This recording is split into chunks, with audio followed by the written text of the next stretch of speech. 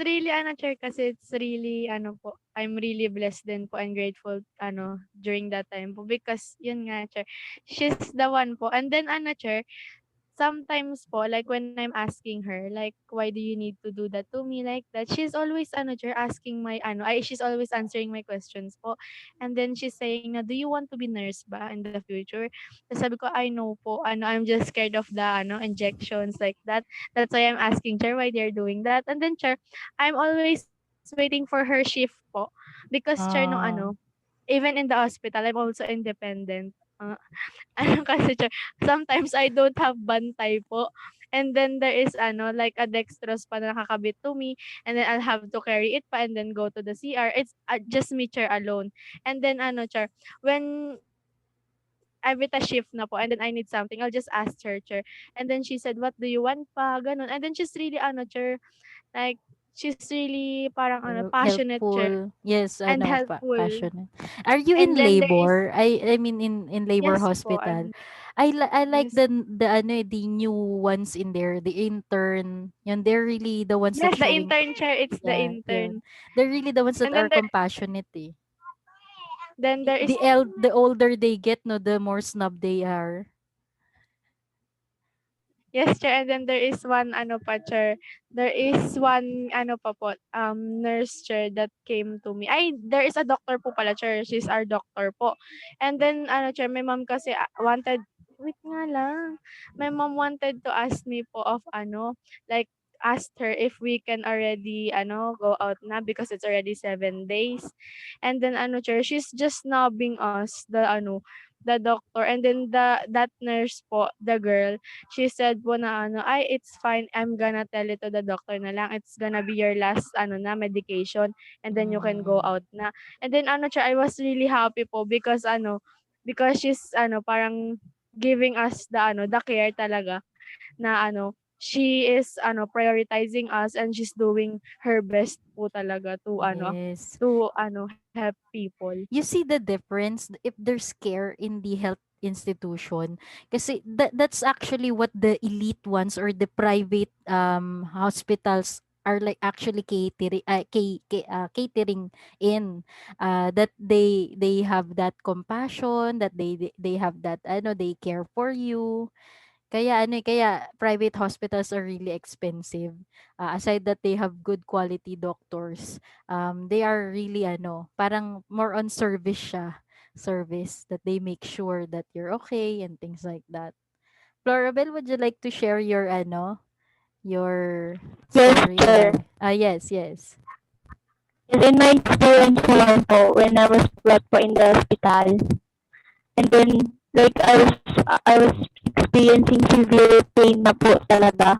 And Mm-mm. then, the nurses are asking me about my birthday, my age, like that. Those things there instead of doing something na po to stop the pain po. It's kind of frustrating po, but still, ano, I'm happy po that I will survive. Oo.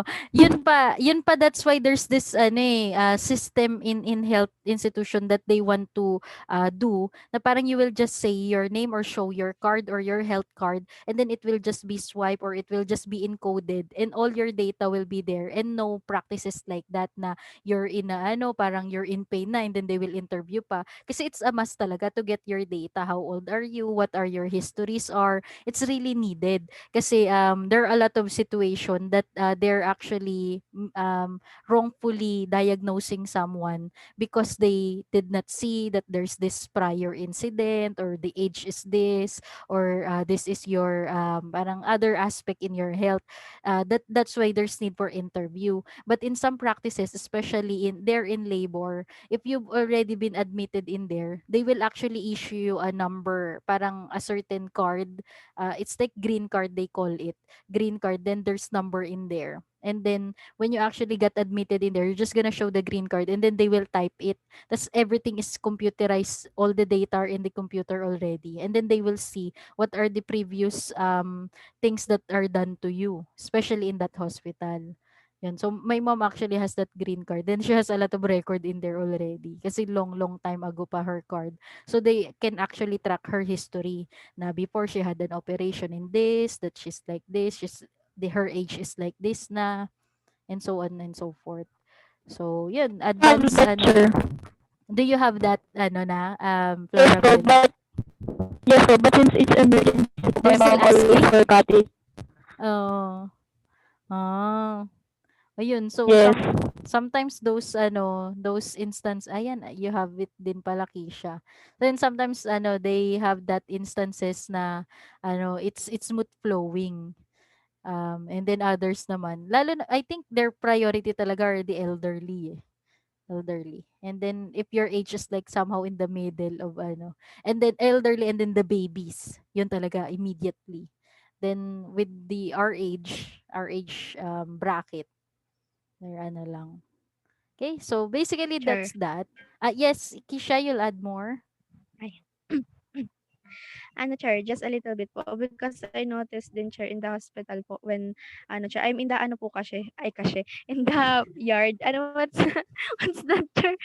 The ano, pang baby na yard po. What do you Ward call yun, that Iha, again? ward. Yeah, Ay, Kasi ward, Char, yard. the word. sa, sa Ward, backyard ka Char, mali na yard. Iha. Oh, so, yeah, No, Char, in the pedia ward, ward. Char. You're in pedia. Yun, pedya ward, yard. In the pedya ward, Char. Oh. I thought StreamYard eh. No, I thought I'm backyard. Sabi ko, Yard. ala, yung labor, wala na silang room. No room available na. Dinala I'm si Kisha sa crying na, yard. Char. Online na Sa lang. labas. Sa labas Char, ginawa. ano po? Labas. Sige No, na, Char, this Kisha. is really intense po, intense story because when I was there, Intense. I don't really ano, Char, I don't really like the vibe po in the hospital, especially when I'm with the kids. I feel like ano, Char, parang they're so noisy, I cannot sleep properly, and then in the midnight they will cry, and then I ano, Char, Mm-mm. I saw someone po, and it's ano, parang minsan I got disappointed po with the nurses and doctors in there because it's ano, Char, already I think 1 a.m. po, and then there is a baby chair because the baby chair was in her mother. I mean ano, the baby was carry ay bas ano chair, the mother is carrying her baby. It's really ano chair, maybe 2 years old. And then ano chair, later on chair, we heard a cry po. A cry that the baby fell na po pala. Ay, And then suddenly chair, the baby died po. lo, Ano, it's ano, Char, they really noticed, Char, na the breathing up of the baby is ano na, is not ano na, parang it's proper. not yes, proper, Char. And then they ano, Char, put it in the side po where everyone can see what's happening, and then the mother Ah, is really ano na, the mother is panicking. really panicking. Yes, and then ano, Char, the doctors are ano lang, Char, like ano, parang they also Chill. panic, Char. They They also also panic panic. po. Ay parang they Mm. don't know what to do like that. And then me naman, sure, parang ano, I'm just looking at them, and then I ano, parang ano, sure, parang I just want to cover my ano, my eyes. And then the baby chair was ano, parang carried na chair like the cart po, I think. And then they ano, put it in the emergency ano na something. Maybe they transferred it na. And then the nurses chair after that, they're talking lang. And then as if nothing happened po. I just ay, Pero it's really I get din naman why they don't get emotionally attached. Pero one thing with the privacy thing, and then while they're doing something, they don't cover because it's in a public hospital, and the privacy thing do not really occur in that situation. 'Di ba? They share nga in one bed. Yun, two yes. patient in one bed. So there's really no privacy in that. I actually notice a lot of revival situation na they will just really do it right in front of you, and no cover and things like that. And then right after that, for example, they pronounce it, okay, dead by ganito, ganyan. And then they will continue with their work. Like as if no one's gonna cry for that because they're trained to be tough, that if a life is lost and you have nothing to do, you cannot do anything about it, you just let go with it. That's the thing with the medical field. Yun. So yun, Sure, ano, I remember po yes, tuloy Anika. this one episode po. I don't know if it's House or Grey's Anatomy, but then there's this episode I remember that the doctor had to make like ethical decisions po. Like for example, if the doctor should like not, but I should not get emotionally attached to that patient. But in that episode, I think the doctor was really Yes. emotionally attached to that Yes. patient A and lot of that wanted to situation. revive her, but then I'm po. not sure. I'm not sure lang if it is House. I'm actually watching House as well eh.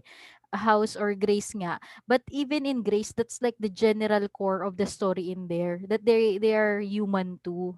That they get attached and like that. Like there's this one story in there. Ano, a child is actually really really sick. Kaso their religion is different. That according to their religion, no medical procedure should be done to their child. Kaso the child was rushed to the hospital by the school, I think, or the mom, or I think the school or the child. The child went on the hospital by himself because he's having difficulty already breathing. So the child went to the hospital by himself and he's begging the doctors na cure me, I cannot breathe. So the doctors are really about to check on him, do MRI or check on him, and then they learn that there's something wrong in his body and it's operable. They could perform the operation. However, they cannot do it since the parents are not present. So they call the parents. The parents arrive, and then the father actually. Am I clear? Can you hear me? Did I get choppy? Yan. Not really po. Please go Ayan. po. Kasi there's this note on my screen that my internet daw is unstable. Pero anyway, parang to cut the story short, like the father arrived and then he assert to all the doctors, do not do anything with my child. It's against our religion. So he bring home his child and the next day the child came back again because the child wanted to live. The child is really suffering, but they cannot do about it. Just imagine the doctors of the child.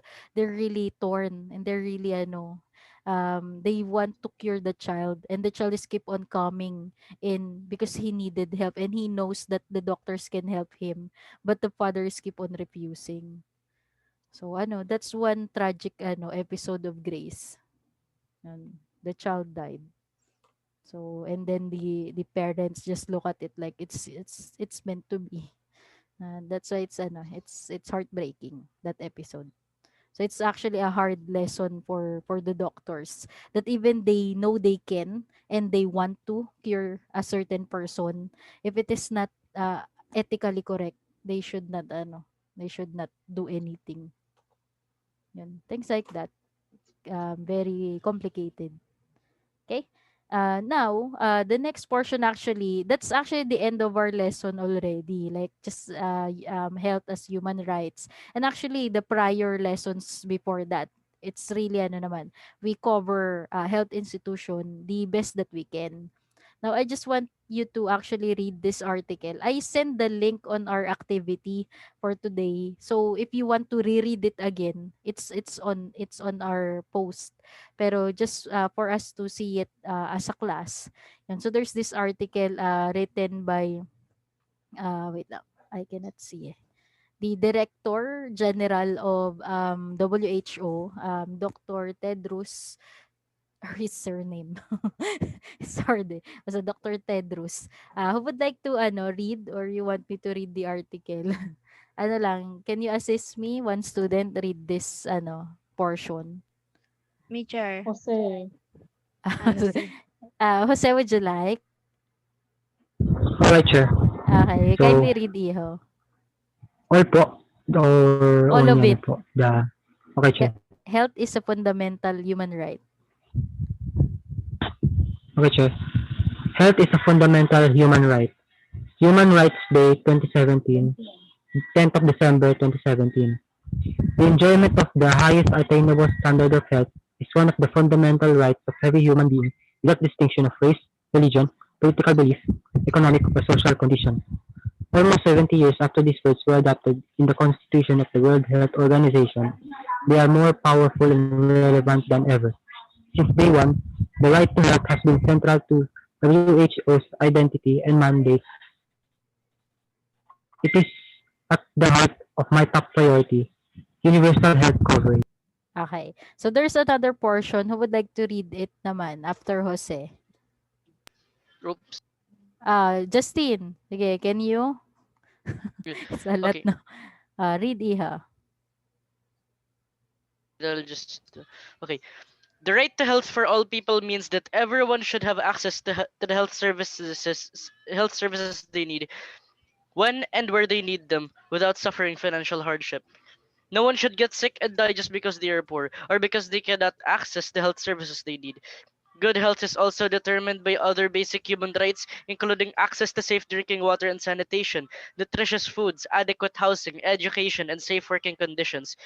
The right to health also means that everyone should be entitled to control their own health and body, including having access to sexual and reproductive information and services free from violence and discrimination. Everyone has the right to privacy and to be treated with respect and dignity. Nobody should be subjected to mental experimentation, forced medical examination, or given treatment without informed consent. Yes, without informed consent. Nice. Next. Who would this is the last portion. Who would like to read this? Yes, Stephen.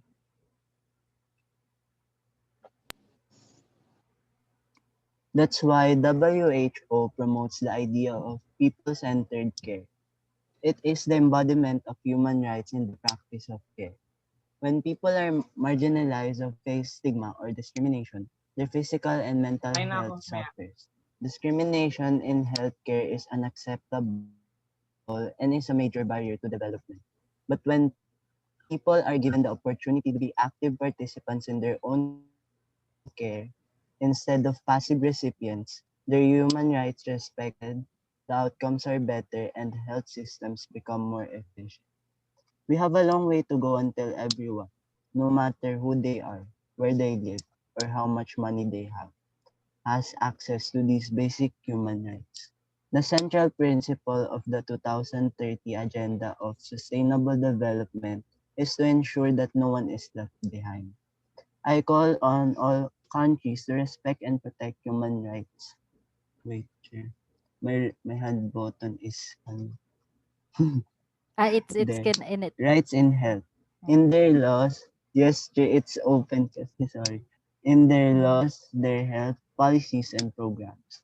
We must all work together to combat inequalities and discriminatory practices so that everyone can enjoy the benefits of good health, no matter their age, sex, race, religion, health status, disability, sexual orientation, gender identity, or migration status. Yon. So actually, that short article written by the director of WHO summarizes actually what we want to express in our lesson of health institution as a human right or health care as a human right.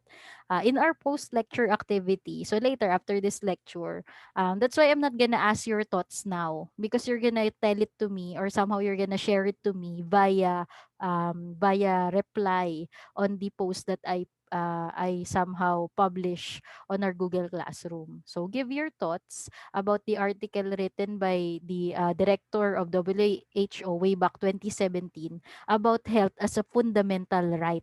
So just give your thoughts about it.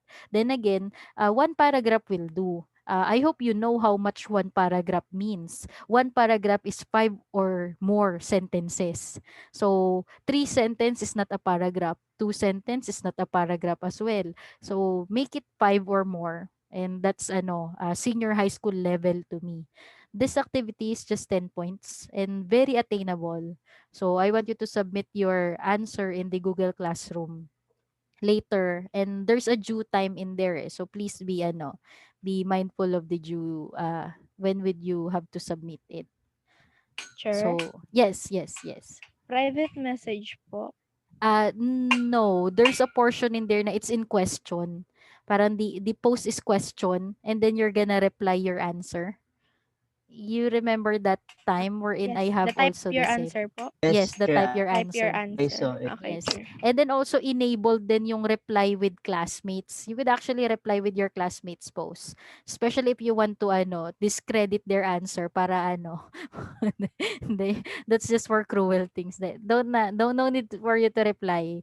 Or if you want to reply, praise them. Diba? Very good answer. Such a nice things like that. But anyway, one agenda that I want to also ensure for today is to announce to you your project. And I love you so much. I don't want you to suffer. Kaya pinag-isa ko na lang. Your project in UCSP is also your project in this or in SS. So you only have to do it once and then you just have to resend it. You're gonna send it in our UCSP Google Classroom and then you're just gonna send it in our social science classroom just for you to be able to submit that project. Okay, so the project is as simple as actually vlog. Okay. I actually have a sample kasi I had this bin project of the junior high school in the first quarter. Kaso I'm still contacting them to have their permission kasi unlisted yung video nila. And there's a reason why they put it unlisted kasi they don't want other people to see. That's why I want to ask their permission if they want they will allow you to see it. So if the moment they approve, I will give you the link para you will have your inspiration. Kasi the ones that I really like, perfect score sila sila Heraringa and si Nisa Galbe. They really have a very creative way to do their vlog. It's an informative vlog and they use TikTok and it's really nice. Pero if you don't want to use TikTok, it's fine din naman. Kasi with the TikTok, basta I just want you to watch na lang her performance. Parang the ones that are informative in TikTok like let's say Chinese contribution, let's talk about it. Then she will tell the information about the Chinese contribution. Things like that. So the content of your blog, I want you to somehow explain a social movement. I actually listed some example of different social movement. Pero later I'll tell you that. Pero the moment you pick a social movement, you need to tell the history of that movement. Why there's that social movement that happened? What's the origin? What's the history of that social movement? And then its impact. What are the changes it did for the community, their community? It could be in the Philippines setup, it could be international setup. So its impact and its objective. What do they want to achieve in doing that social movement? Okay, and lastly, is it a success or a failure? So basically, this video, 5 minutes will do. The moment you cover all of it, it's already enough. So what Nisa Galve did is actually, kasi I recommend them a minimum of 5 minutes. In TikTok, I think it's just 1 minute lang the video that must be done. So she actually divided her explanation like eight ancient Chinese contribution, part one. Let's talk about it. And then she tells the things about that. And then ancient Chinese contribution, part two. Let's talk about it. And then you could actually do it in a sense na let's say Black Lives Matter, its history. Or Black Lives Matter, its impact. Black Lives Matter, its objective. So if you choose Black Lives Matter and then a lot of you choose that, it's fine din naman. It depends on the approach. But of course, Black Lives Matter is very common. So you want to be very unique. Here are also my other suggestion. We could use the women's liberation movement. Also the Hong Kong protests. Why the especially this 2019-2020 protest, their recent protests, why they're protesting, 'di ba? What's their objective of protesting? Yan, the Women's March of 2017, wherein everyone in the march wears pink. Yan.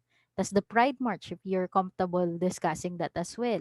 The People Power 1 for Marcos and the People Power 2 for Estrada.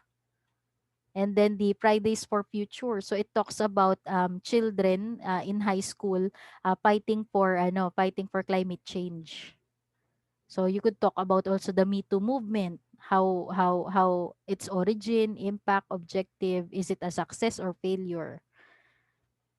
It could also be the March on Washington. So it talks about segregation in USA, the black and the white segregation. So it is actually the time wherein Martin Luther King is actually known for. It could also be the anti-whaling or the Save the Whales project or protest rather, Save the Whales protest in the 1970s. Kasi in the 1970s, almost ma-extinct na the whale there in England. And then there's this massive outcry of stop hunting the whale. So yun, you could have that. So it could be about race, it could be about gender, it could be about climate. It's your choice. Basta choose a social movement. Yes, Kisha. Sure, are the social movements po that we need to choose only from there? You could Like add from your more. Yes, you could. examples? Yes, Ay po. yes, you could choose your own. However, try to consult it with me. Kasi maybe you will choose the actually isa sa mga choice there yung QAnon. I don't want any one of you of choosing that kasi some of it are really conspiracy theory and really dark. So consult it to me first and then I'll tell you if it is allowed. Okay. Yes, Florabel. Sir, are we allowed to use some video clips po? Video clips, yes, from a source will do, but in the end try to put sources kasi your video might take down if you're planning to make it public. Pero if you're confident naman na unlisted lang siya and then you're just gonna share it to me even with no sources na, pero yan, you could actually add Sure. video clips, Did images, you yun know? maganda yun. Yes, Did what's that, you know? Kisha? Ay, you Ano, practice Sure? na yung mga catchphrase nyo. Alam nyo ba? No, Sure, because I found inspiration po in TikTok. Like ano, Sure, it's just they're not speaking po in the ano, but they're just doing ano, Sure, like gestures, and then the audio po, they're recording it, the audio, and then they will ano, insert it na lang in the TikTok, and then there's gonna be like ano, Sure, like an effect, like a mic, and Yes, then it's gonna like ano, horror something. It's like ano, Sure, I had mm. an idea na po. And then, Yes. Sure, did you know I am gonna share something po pala about the TikTok. Sure, it's very dangerous to post on TikTok right now po, especially with the social movements. Because Sure, there Oh, is one ano po, there is one girl po. She's just young, grade 10 I think, yes. Her name po is Pearl. And then she posted about ano, like in the academic freeze chair, parang ano, pakinggan niyo ang tinig ng mga estudyante. like Ganun, that. parang Oh. nahihirapan din kami. And then she was bashed po, and a lot of teachers do it that. And then ano, Mm. Sure, they ano, parang she was ano po, parang what's that? Parang she Bullied. was yeah, she was bullied. Why are you doing that, like that? Parang ano, who gave you the consent, like that? And then she said pa po, Sure, she explained the reason why she make it public because it is the requirement of a teacher daw po. And then there, Thank you everyone for ano, sharing. Oh. everyone ano po, everyone is ano po, everyone is like parang ano, Sure, trying to ano na, Sure, bash her. She's not yet famous, Sure, but ano, a lot of people bash her already. Like everyone po talaga, Sure. You will Ah, ano, you will see the notifications po. It's exploding na, Sure, because of that oo. project. Pero the teacher asked her opinion, right? It's her TikTok is more on opinionated. As is factual eh. So thank you for sharing that, Kisha. Baka mag-trending ako sa 24 oras. Isang teacher Oh sa no! diba? So thank you for sharing that, Kisha. I want to be famous pero not in that in that case. Oh Pero no! yung sa atin, it's informational ha. I like instructive. Parang you're gonna tell them its origin, 'di ba? Its history, but may ganun, ano yung impact niya, ano yung objective niya. Kaya do extra research. And anyway, what Nisa did, she did not post it on TikTok. What she did, after doing it in TikTok, she download lang the video. Tapos pinag-combine-combine niya kasi. And then once she combine it, she uploaded it on YouTube and then make it unlisted and then send it to me. the reason why I actually mentioned TikTok kasi ang unique talaga nung ano, nung mga editing in TikTok that you could actually put a caption while the video is ongoing. And that's what I really find very good in TikTok editing style.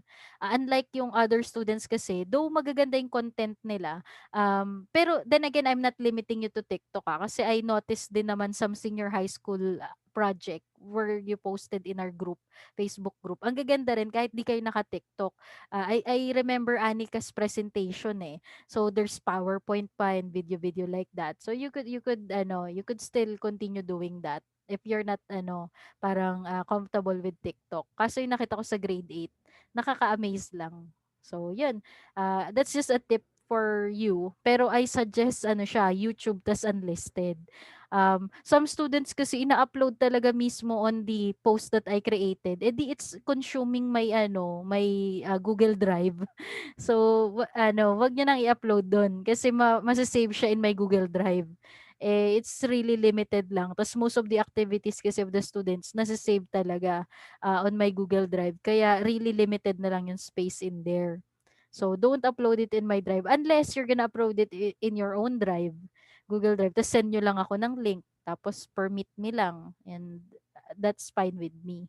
Now, as you notice, I announced it early. November 19 pa lang, I announced it. Tapos ang deadline niya pa is December 17. It will allow you to actually research muna, gawa kayo ng script. Then again, in the junior high school, when I said this as their project, sabi ko, do extra research. Huwag kayong on the spot. But a lot of students did it on the spot. Ayun, hindi tuloy maganda tingnan. Unlike if you have your own script, kahit binabasa mo lang yung script mo, okay lang naman eh. The moment that all your ideas are there and concise, and then you're just gonna read it, it's easier. Rather than some students thinking on the spot. So, ang daming mga awkward moments. So, you don't want that naman to happen. So, make a constructive information. Okay, so the examples, I'll provide it to you once the owner allow me to share it to you. So as to answer Kisha's question a while ago, you could choose from here. Ito lang yung parang Teacher Gems pick. Parang yan yung like I approve. Okay, and then if there's something that you want to insert in here, let me know first. Okay, get approval from me. So yan. So actually that before we leave, anyway 7 minutes pa, I'll show you a video kasi since our recent topic is healthcare, and then one of the healthcare controversial topic now is the idea of abortion. The idea of abortion. And then actually if you're gonna read this article, parang it's also giving that tone. So I'm not then again promoting this. I just want you to see what the President-elect Biden stated when he was having his vice presidential debate. Is this scene? Kita nyo? And this what he said in the vice presidential debate with Paul Ryan. So he was running with Obama during this time, and then he was asked, "What's your comment in abortion?" So listen to him. Mm.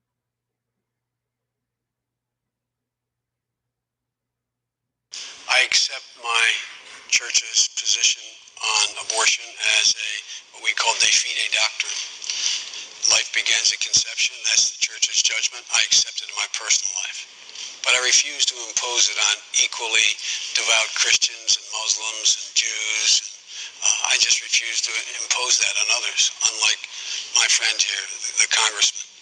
I do not believe that that we have a right to tell other people that women they can't control their body. It's a decision between them and their doctor. In my view, in the Supreme Court, I'm not going to interfere with that. Okay. So, yun lang yun. Really short information as stated by the president-elect now.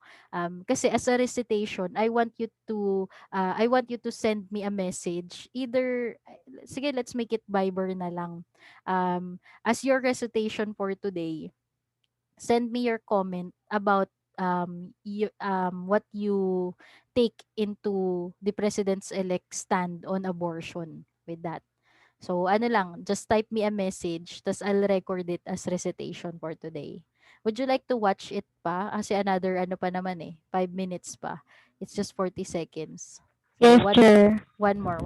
I accept my church's position on abortion as a what we call de fide doctrine.